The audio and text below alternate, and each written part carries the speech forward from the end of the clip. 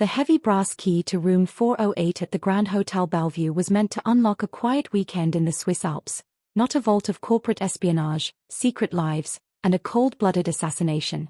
When billionaire biotech mogul Julian Vance was found slumped over the velvet armchair in his luxury suite overlooking the snowy peaks of St. Moritz, the local police initially suspected a sudden heart attack. The door was deadbolt from the inside, the keycard log showed no entries after 9 p.m., and there was no trace of forced entry or physical violence. But Inspector Lukas Keller of the Grisons Cantonal Police noticed two things that ruined the heart attack theory: a faint scent of bitter almonds lingering near the fire, and a single, melted ice cube on the Persian rug that should have evaporated hours ago. Julian hadn't died of natural causes, he had been poisoned with cyanide. And because the suite was locked from within, the killer had accomplished the impossible. The Bellevue was hosting an exclusive private summit for Vance's firm, Ethel Biotech, which was days away from announcing a revolutionary gene therapy treatment. As Inspector Keller began interviewing those closest to Vance, the polished facade of the hotel's high-profile guests began to crumble. Elena Vance, the grieving widow, uncovered financial records showed Elena had quietly transferred millions into offshore accounts in Geneva over the past 6 months, preparing to file for a contested divorce. Dr. Henrik Lindqvist, the research partner Lindqvist, was heavily in debt to illegal gambling syndicates in Zurich. Whistleblower documents hidden in Vance's laptop revealed Lindqvist had falsified clinical trial data to rush the drug to market.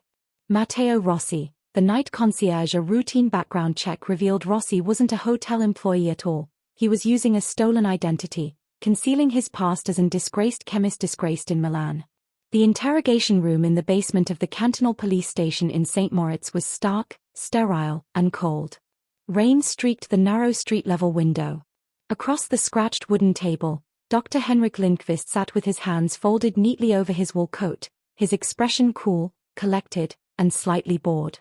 Inspector Lukas Keller placed a thick leather folder on the table, sat down, and unbuttoned his jacket without taking his eyes off the scientist. "You're remarkably calm for a man whose life's work is currently unraveling in the press, Doctor."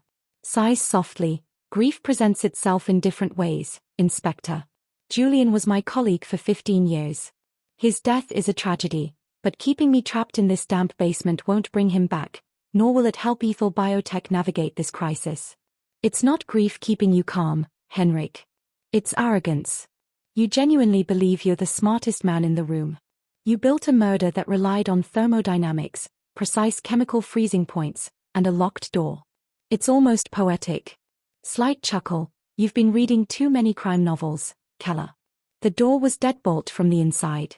The keycard records show no entries past 9 p.m. "Julian died of a cardiac arrest behind closed doors while I was downstairs in the Bellevue Cigar Lounge, witnessed by 4 board members. My alibi is airtight. It was airtight. Until the ice melted."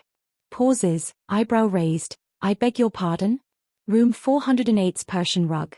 There was a faint watermark right beside the armchair where Julian died. Just a drop, really. But when forensic analysis checked the rug fibers, they found traces of concentrated potassium cyanide and a microscopic layer of heavy water polymer. The kind used to slow down the melting rate of frozen liquids. Keller leans forward, resting his forearms on the table. "You delivered a champagne bucket with custom ice spheres to Julian's room at 8:30 p.m. You knew his ritual. After a long day, Julian always poured himself 2 fingers of single malt whiskey over ice right before bed. You engineered an ice sphere with a pure cyanide core encapsulated in a slow-melting outer shell.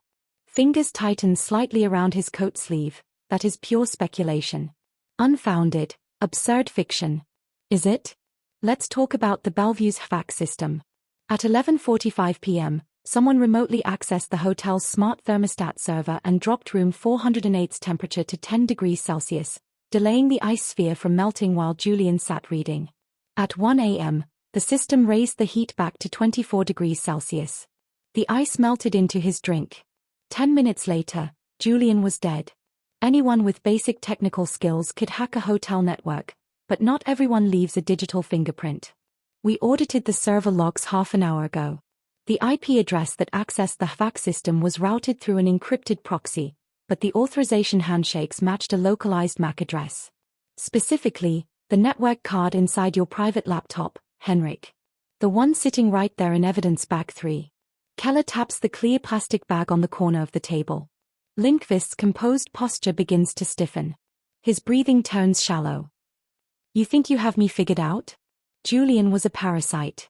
He knew nothing about the science. I spent 12 years in the laboratory while he took the credit, the interviews, the billions. Is that why you poisoned him? Or was it because Julian found out you falsified the Phase 3 clinical trials for the gene therapy? He was going to the Swiss Financial Authority at 9 a.m. the next morning, wasn't he? Voice rising, jaw clenching, he was going to destroy the company. Over a few minor statistical anomalies. I was protecting our life's work. You were protecting your pocketbook and your pride. Every suspect had a motive, but the breakthrough came when Keller analyzed the room's smart temperature control logs and the mystery of the melted ice cube. The room's climate system had been remotely overridden at midnight, dropping the temperature to near freezing before spiking it back to 22 degrees Celsius at 6 a.m. Keller realized the murderer hadn't broken into the room during the night. They had set a time-delayed delivery system hours before Vance even entered. The cyanide hadn't been in Vance's evening drink. It had been frozen inside hollowed-out, slow-melting ice spheres delivered via the room service champagne bucket at 8:30 p.m. The killer knew Vance preferred his whiskey on the rocks right before sleep. As the ice slowly melted around midnight, the lethal dose was released. The technical expertise required to override the hotel's encrypted climate system and precisely craft the specialized chemical compound pointed directly to one person, Dr. Henrik Lindqvist. Confronted with the digital audit trails recovered from his encrypted laptop and forensic traces of cyanide found in his private suite's drain, Lindqvist broke down. Vance had discovered the trial fraud that afternoon and threatened to hand Lindqvist over to the Swiss authorities the next morning. Desperate to protect his reputation and cover his debts, Lindqvist staged the perfect locked room execution. Lindqvist stares at Keller, his chest heaving, the slick facade finally shattered into raw, desperate fury. Keller slowly opens the folder and slides a warrant across the table. Dr. Henrik Lindqvist, you are under arrest for the premeditated murder of Julian Vance and corporate fraud. You won't be returning to the Bellevue, Dr. Thorberg prison is much less comfortable this time of year. Lindqvist was sentenced to life imprisonment at the Thorberg prison, bringing closure to Vance's family and exposing the corporate corruption that almost stayed buried beneath the alpine snow. Enjoyed this locked room mystery? If you want to unravel more dark secrets and hidden crimes, make sure to hit the like button and subscribe to the channel for weekly stories. Would you have ever suspected the ice sphere, or did you think the wife was behind it all along? Drop your thoughts in the comments below.